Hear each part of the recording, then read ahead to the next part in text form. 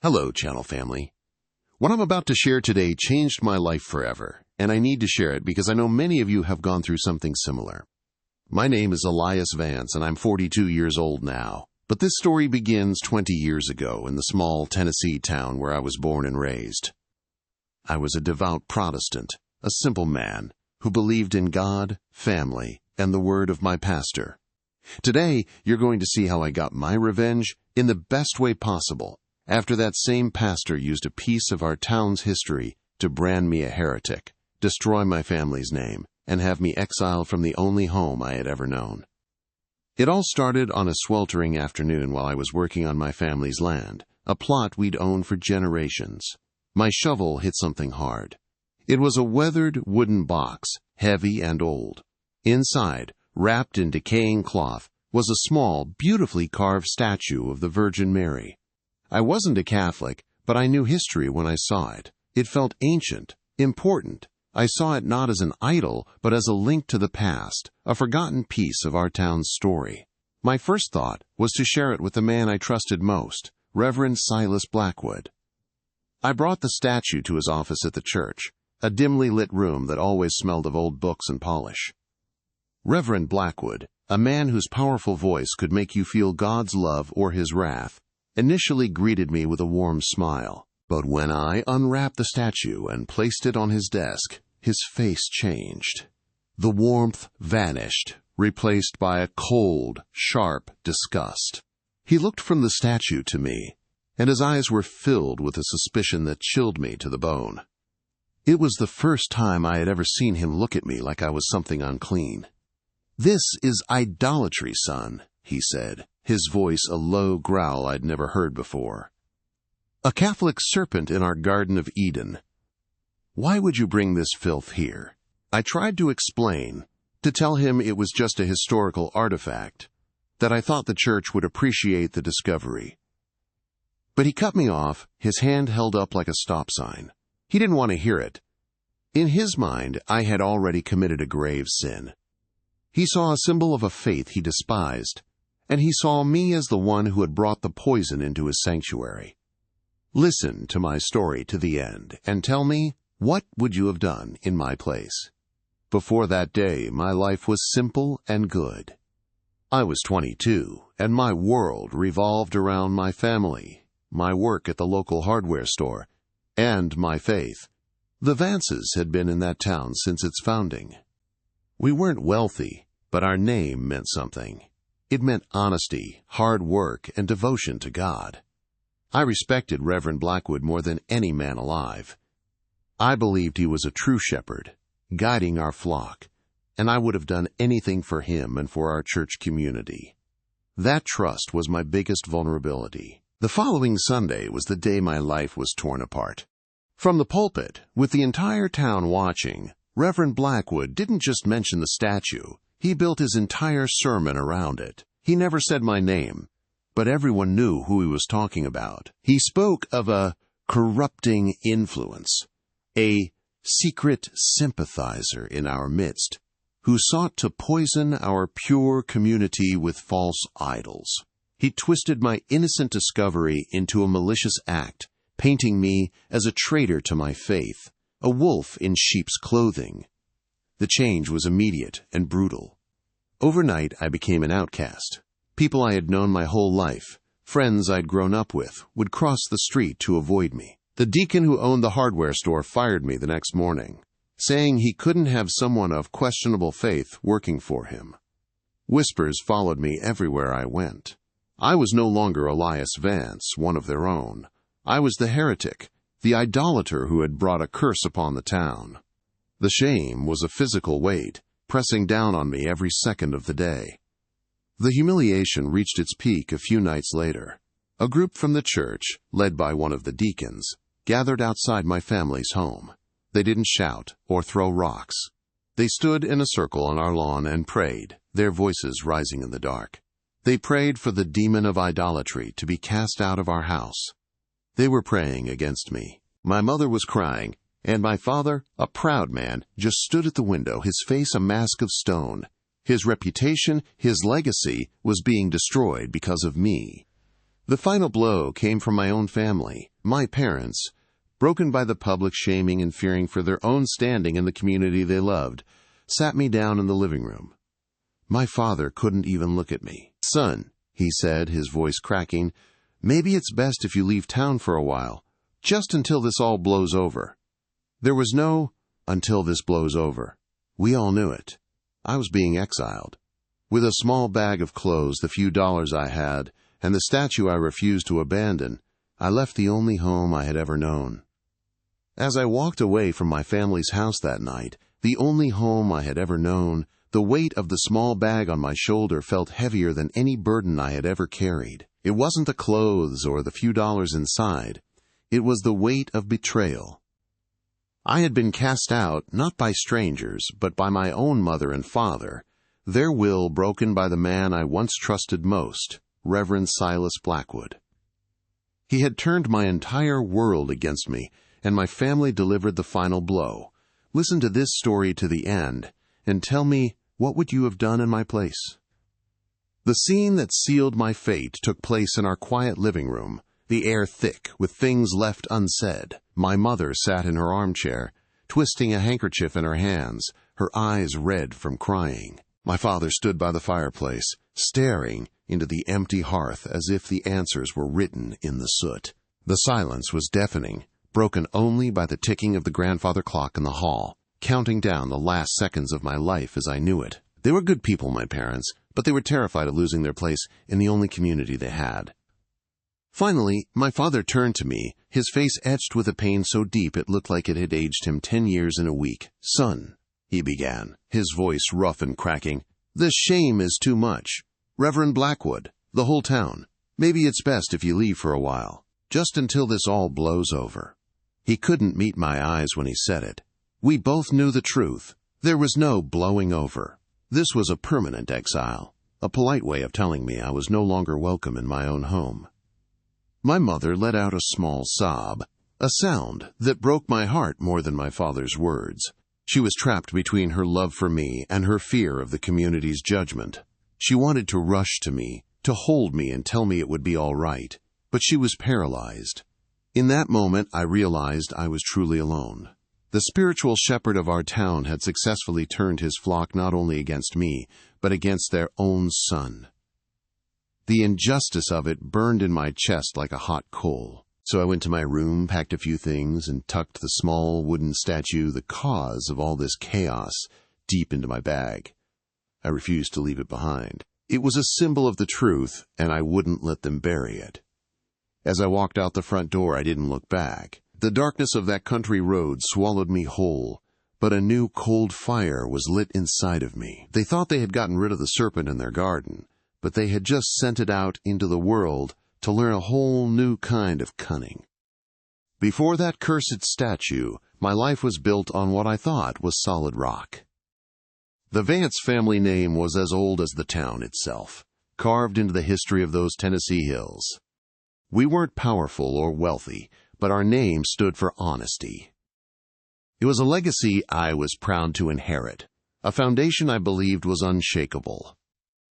I thought I knew exactly who I was and where I belonged, and I was content with that simple, God-fearing truth.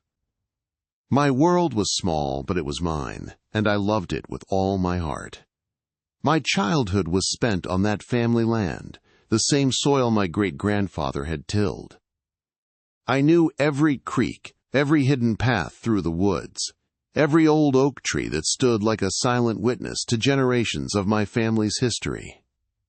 It was a simple life, one that followed the seasons. It was a life of hard work from Monday to Saturday, and heartfelt prayer on Sunday. It was predictable and safe, and I never imagined wanting anything different for myself. It was the only world I ever knew. My father was a man of few words, but profound integrity. He taught me how to work with my hands, how to fix a leaking roof or a broken engine, and most importantly, how to be a man of your word. He'd say, "Elias, a man is only as good as his promise." That was the code we lived by. His approval was a quiet nod, a rare pat on the back, and it meant more to me than any prize or praise from anyone else in the world. He was the rock of our family. My mother was the gentle heart of our home, She filled our small house with the constant smell of baking bread and the sound of old hymns she'd hum while she worked. Her faith wasn't loud or preachy like the Reverend's. It was a quiet, steady river that ran through our lives, nourishing everything it touched. She taught me about grace and forgiveness, lessons that would be tested in ways I could never have imagined. Her love was the safe harbor I always thought I could return to. We never had much money, but we had respect, and in our town, that was worth more than gold. When a Vance gave their word on something, people didn't question it. That reputation was our inheritance, built over a century of honest dealings and quiet dignity. It was the legacy I was raised to protect and carry forward. I understood from a young age that our name was the most valuable thing we owned, a treasure to be guarded fiercely. The church was the absolute center of our universe. It wasn't just a building we visited for an hour on Sunday. It was the hub of our entire social life. It was where we celebrated weddings, held town potlucks, and mourned our dead. The community was woven together by the threads of that shared faith, and you were either part of that fabric or you were on the outside, a loose thread to be snipped away. I never imagined I'd be the one they'd cut loose. And at the very center of that world stood Reverend Silas Blackwood. To me, he was more than just a pastor. He was a giant. I looked up to him like a second father. His sermons could shake the dust from the rafters, making you feel the awesome power of God. But he could also speak with a gentleness that made you feel seen and loved. I hung on his every word, believing he was a direct line to the Almighty, a true shepherd guiding his flock.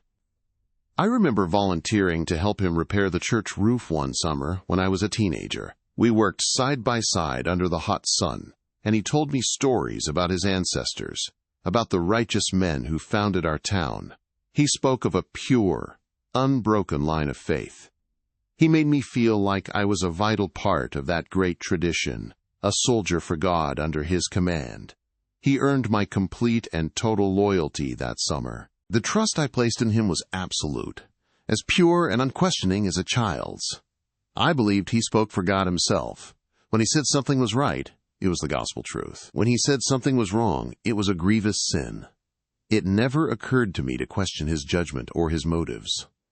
That blind faith was my greatest virtue, and it would become my most devastating vulnerability. He built me up just to have a higher place to throw me from. My daily life as a young man was simple and satisfying. I'd wake before dawn, put in a long day's work at the hardware store, and spend my evenings helping my dad on our property. I was saving every dollar I could, with a quiet dream of building my own small house on a corner of the Vance land, right next to the creek. It was a humble ambition, but it was everything I wanted out of life. I didn't need anything more. I had friends I'd known since we were old enough to walk. We'd go fishing on Saturdays and talk about cars, girls, and our futures. My life felt like it was already planned out, in a quiet, comfortable way. I was going to marry a good Christian girl from our town, raise a family, grow old, and eventually be buried in the church cemetery next to my kin. There was a peaceful certainty to it all that I cherished. I was genuinely happy. I didn't know there was any other way to be.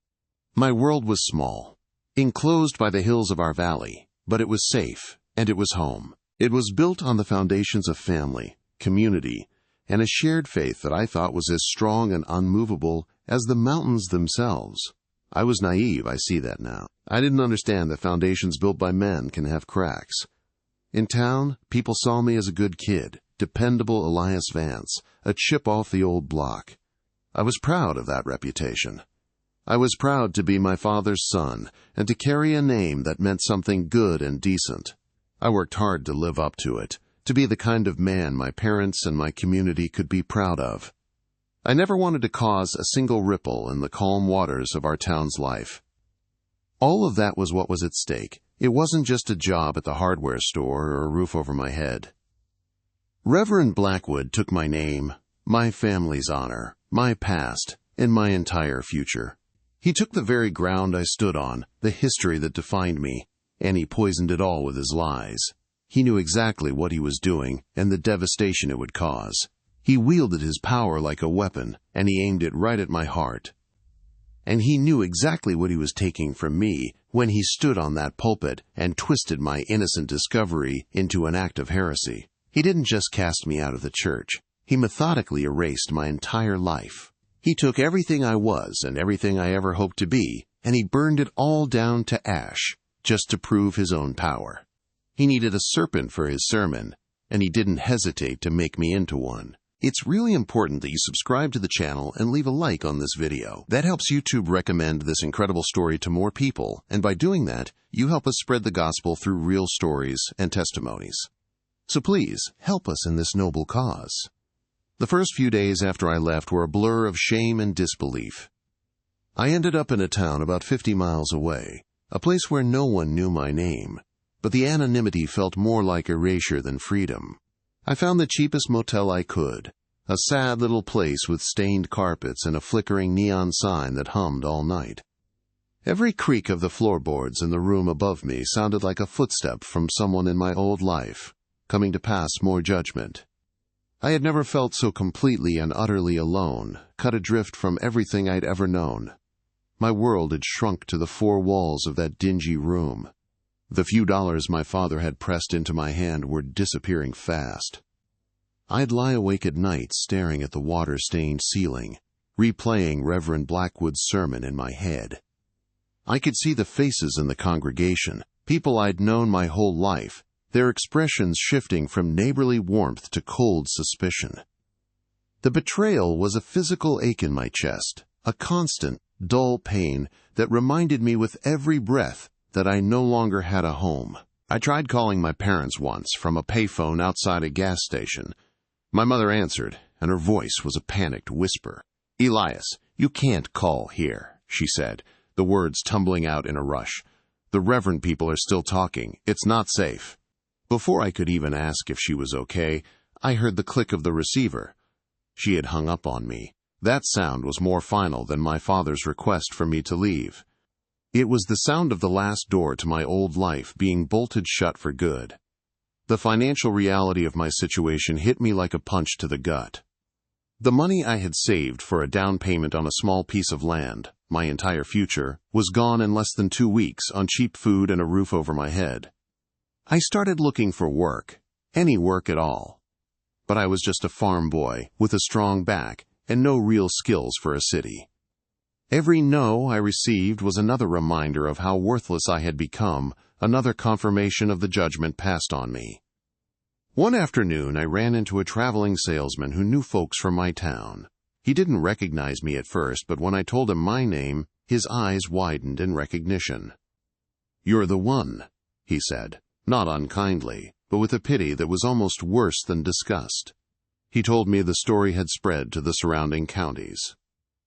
Reverend Blackwood had made an example of me, a cautionary tale about the devil's influence. My name wasn't just ruined in my hometown. It was a brand of shame across the entire region. The deepest humiliation came a week later. I was in a discount grocery store, trying to stretch my last few dollars, when I saw Mrs. Gable, my old Sunday school teacher. For a moment, my heart leaped with a foolish hope. But when our eyes met, her friendly face hardened into a mask of contempt. She grabbed her cart, turned so sharply that a can of beans fell to the floor, and practically ran to another aisle. She didn't just ignore me, she fled from me as if I were carrying a plague. Meanwhile, news trickled back to me that Reverend Blackwood was more powerful than ever. The story of how he had cast out a demon of idolatry had elevated his status. Donations to the church had soared. He was being hailed as a righteous protector of the faith, a true shepherd, guarding his flock from evil. He was building his kingdom on the ashes of my life, and his congregation was praising him for it. The injustice of it all festered inside me like a poison. The stress began to wear me down physically. I wasn't eating much, and sleep was a luxury I couldn't afford. I'd catch my reflection in a store window and see a stranger looking back, a thin, haunted young man with dark circles under his eyes. The hopeful, simple boy who had dug up that box was gone, replaced by this ghost. I was fading away, becoming as invisible as my community had wished me to be. It felt like they were succeeding in erasing me from the world. There was a girl back home, Sarah Jenkins. We weren't officially courting, but there was an understanding between us. I held on to the hope that she, at least, would see the truth. I spent my last dollar on a stamp and mailed her a letter, pouring out my heart and explaining everything. About a month later, the letter came back to a general delivery address I was using. It was unopened. Scrawled across the front in her mother's handwriting were the words, "Not welcome here." In the darkest hours of the night, my faith began to crack. I would pray, but my words felt hollow, bouncing off the ceiling of my cheap motel room. How could God let this happen? How could He allow a man like Blackwood to twist His word into a weapon and destroy an innocent person? I felt abandoned not just by my family and my town, but by the God I had served my entire life. The silence from heaven was the most painful rejection of all. Eventually, the money ran out completely. I was evicted from the motel and spent a night on a park bench, the autumn cold seeping into my bones. That was my rock bottom. Huddled under a newspaper for warmth, hungry and shivering, I realized I had lost everything. My family, my home, my reputation, my faith, and my future. I was nothing. A piece of trash swept out of a town that wanted to be clean. Reverend Blackwood had won. He had utterly destroyed me. The next day, desperation led me to a soup kitchen run by a small, inner-city ministry. As I stood in line, head down, expecting more judgment, a kind-faced older woman handed me a bowl of stew. She looked me in the eye and smiled, a genuine, warm smile. "God bless you, son," she said. It was such a small thing, but her simple act of human decency was like a splash of cold water on my face. It was the first kindness I'd been shown in months, and it reminded me that I was still a person. That night, in the cot at the shelter they offered me, I took the wooden statue out of my bag. I had carried it all this time, a constant, heavy reminder of my downfall. I hated it.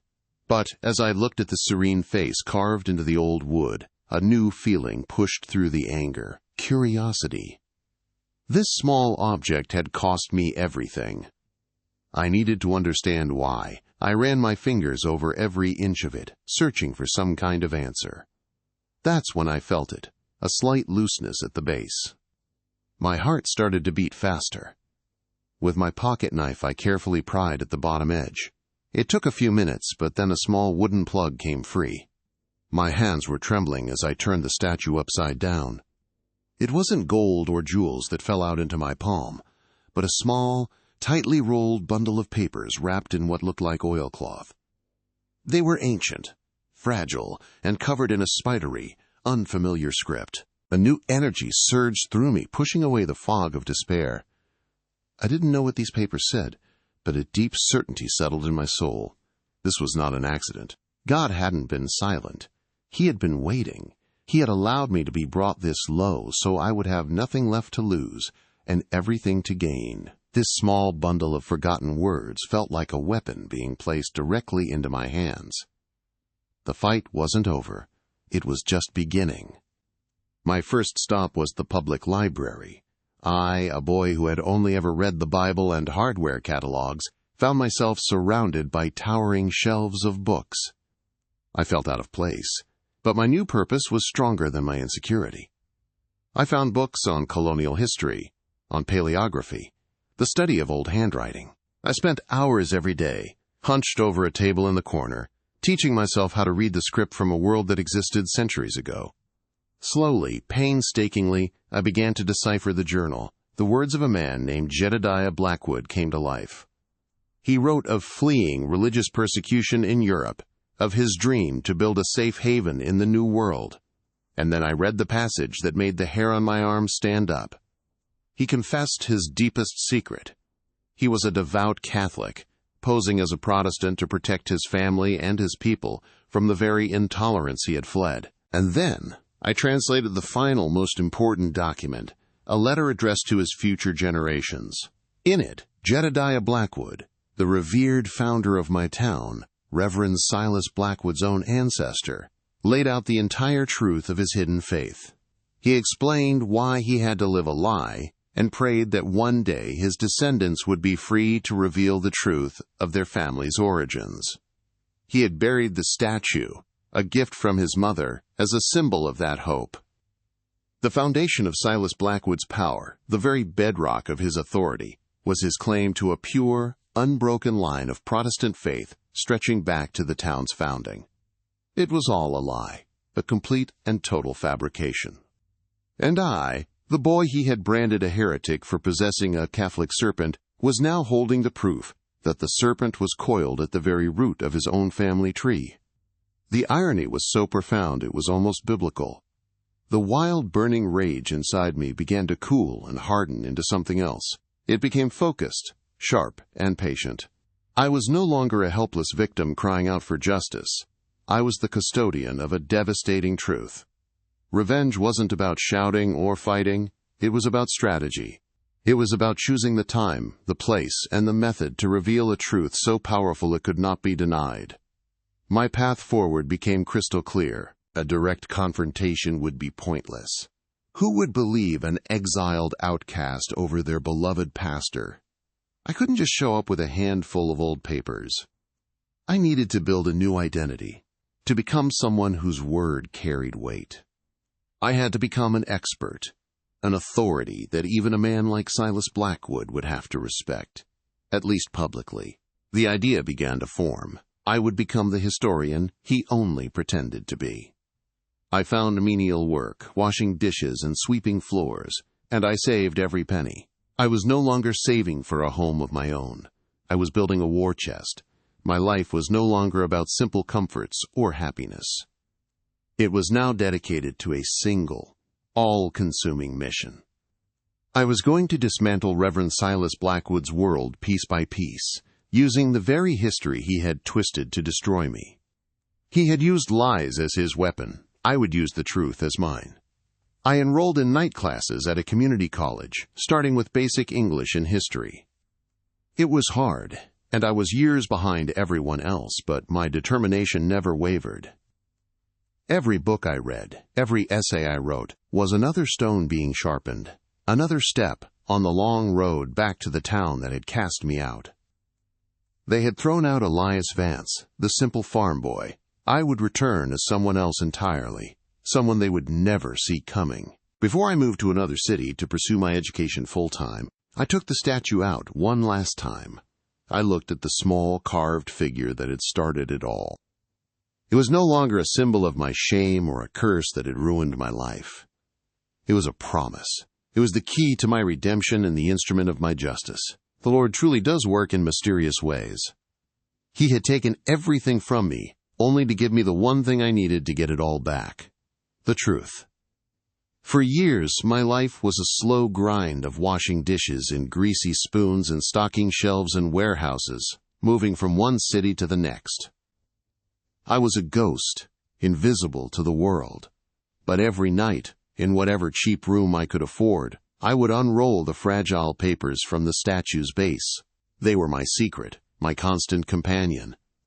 I didn't yet know what they said, but I knew in my soul they were given to me for a reason. This was my burning bush, my sign in the wilderness. God hadn't abandoned me. He had armed me. The first challenge was immense. I could barely make out the script. It was written in an old-fashioned, looping cursive that was like a foreign language to me. My education had ended at high school, and my reading was simple and practical.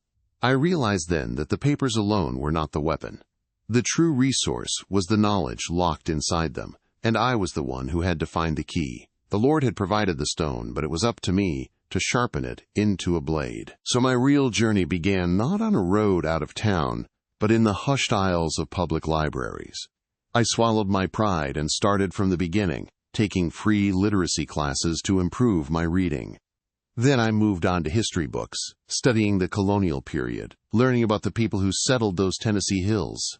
I became a student of the past, driven by a need that was more powerful than any academic ambition. I wasn't studying for a grade. I was studying for my life.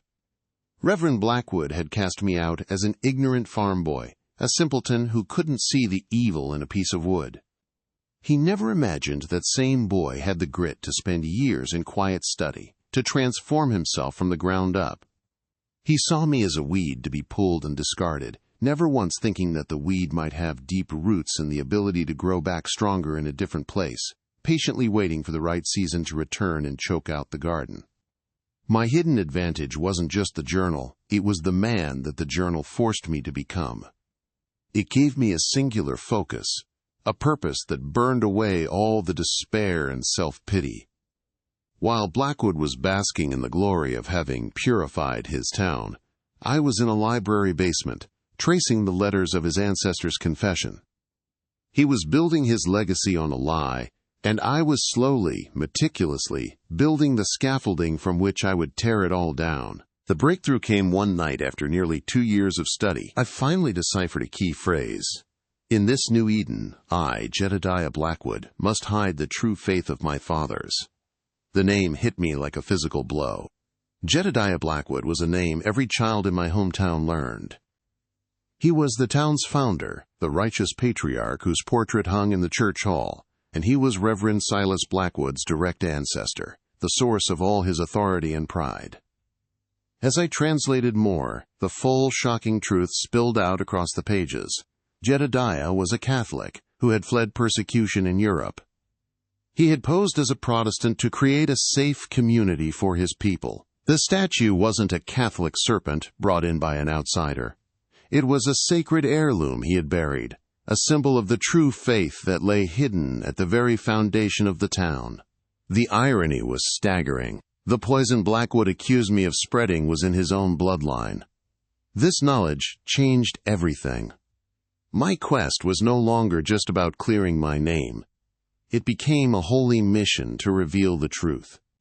As it is written in the Gospel of Luke, "For there is nothing hidden that will not be disclosed, and nothing concealed that will not be known or brought out into the open." I felt as if God Himself had chosen me, the outcast, to bring the truth to light. My pain and humiliation were not a punishment. They were a preparation. The Lord had given me the perfect weapon, one that a man like Silas Blackwood could never defend against. His own history. He had built his entire kingdom on the myth of a pure, unbroken Protestant heritage. He used that myth to control people, to define who was righteous and who was a sinner. And I now held the proof that his entire life, his ministry, his power, was all built on a complete and utter lie. My plan began to form, not in a flash of anger, but with the cold, patient precision of a master craftsman. I couldn't just storm back into town waving old papers. They would call me a liar, a forger, a madman. No, I had to become someone they would have to listen to. I had to become an authority, an expert whose credentials were so solid that not even Reverend Blackwood could dismiss them without looking like a fool. So I used the money I saved to enroll in a university. I studied history, specializing in early American religious communities. I earned my degree, then my master's. I became Dr. Elias Vance, a respected academic. The world saw a scholar, but beneath the surface I was still that boy from Tennessee, honing the sword God had given me, preparing for the day I would return home not as a prodigal son, but as a judge. Blackwood's greatest mistake was his pride. He believed he had utterly destroyed me, that I had crawled away to some forgotten corner of the world to die in shame. The thought that I could be out there, educating myself, growing stronger, and preparing to return would have been laughable to him. He underestimated not just my intelligence, but the power of a man who has nothing left to lose, and a God who promises that the truth will set you free. My resource wasn't just the journal. It was the resilience forged in exile, the education paid for with years of menial labor, and the unshakable belief that I was an instrument of divine justice. I wasn't seeking simple revenge. I was seeking a reckoning. I was going to use the truth not to destroy a man, but to dismantle the throne of lies he had built for himself, in front of the very people he had deceived. The years of preparation were my time in the desert. I was tested. I was tempted to give up, to let the anger consume me, but I held on to the promise of that scripture. I learned to control my rage and channel it into discipline. I was no longer a victim reacting to pain. I was a strategist, planning every move, anticipating every counter-move, waiting for the perfect moment to strike. And so, after 20 long years, the weapon was finally ready. It was not a gun or a knife, but something far more powerful, an undeniable, historically verified truth. The simple farm boy was gone forever. In his place was a man who understood history, who understood power, and who was about to teach Reverend Silas Blackwood a final, devastating lesson about the true meaning of heresy. Before I reveal how the revenge unfolded, it's very important that you subscribe to the channel and leave a like on the video, so that YouTube recommends this incredible story to more people. By doing this, you help us spread the gospel through real stories and testimonies. So please, help us in this noble cause. After 20 years of exile, the stage for my return was set. It was the town's 250th Founders Day, and the entire community was gathered on the town green. A large stage had been erected in front of the church, and Reverend Silas Blackwood, now older but just as imposing, sat in the guest of honor's chair, basking in the adoration of his flock. As Dr. Alistair Finch, the visiting historian, I was the keynote speaker. He had no idea he was the guest of honor at his own execution, and that I was the executioner he had created 2 decades ago. I began my presentation with a smile, my voice calm and academic. I spoke glowingly of Jedediah Blackwood, praising his courage and vision. I even gestured to Reverend Blackwood, commending him for so faithfully carrying the torch of his ancestors' pure and unwavering faith.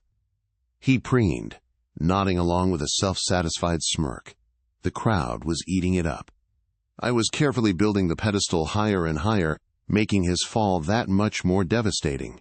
He thought I was there to polish his crown. I was there to take his head. Then I shifted my tone, and recently, I announced, a discovery has been made that adds a profound new layer to our understanding of this great man.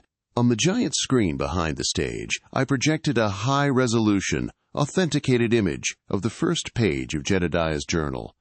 A murmur of excitement went through the crowd. Reverend Blackwood leaned forward, intrigued. He believed this would only add to his glory, another chapter in the legend he had so carefully curated for himself and his family. He had no idea he was looking at his own judgment.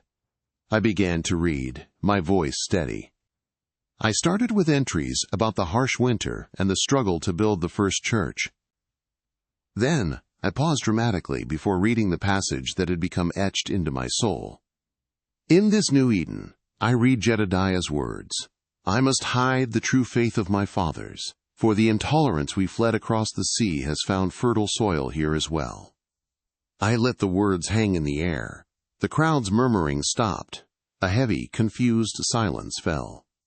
I glanced at Blackwood. The color was draining from his face as the meaning of those words began to sink in. With all eyes on me, I took off my glasses and looked directly at the man who had destroyed my life. The founding father of this town, the man this church is built upon, was a devout Catholic. A collective gasp went through the audience. I let the shock ripple through them before turning my gaze back to the frozen figure on stage. Isn't that right, Silas? I asked, my voice no longer that of a historian, but of the boy he had cast out. The name, my real name, Elias Vance, was whispered through the crowd like a ghost returning from the grave. The final blow was the projection of Jedediah's last letter, where he pleaded with his descendants to one day reveal the truth of their heritage. I didn't need to read it aloud. I simply explained. Reverend Blackwood didn't just build his power on a lie. He did it by betraying his own ancestors' dying wish. He knew the truth, and he buried it, just as he tried to bury me. The Reverend stood up, sputtering, but no words came out. He was completely exposed, a hypocrite and a fraud in front of everyone he had ever controlled. I said nothing more. I didn't need to. I stepped back from the podium and simply watched as the truth did its work. The faces in the crowd, once filled with suspicion for me, were now turned with dawning horror and contempt toward their pastor. He was left alone on that stage, stripped of everything. My victory wasn't in shouting, it was in his silence. I had returned, not with fire and brimstone, but with a quiet, undeniable truth that had burned his world to the ground. The serpent had returned to the garden, not to tempt, but to judge. If you made it to the end of the video, comment with the phrase, "Jesus is good," and don't forget to subscribe to the channel to continue receiving more stories like this one.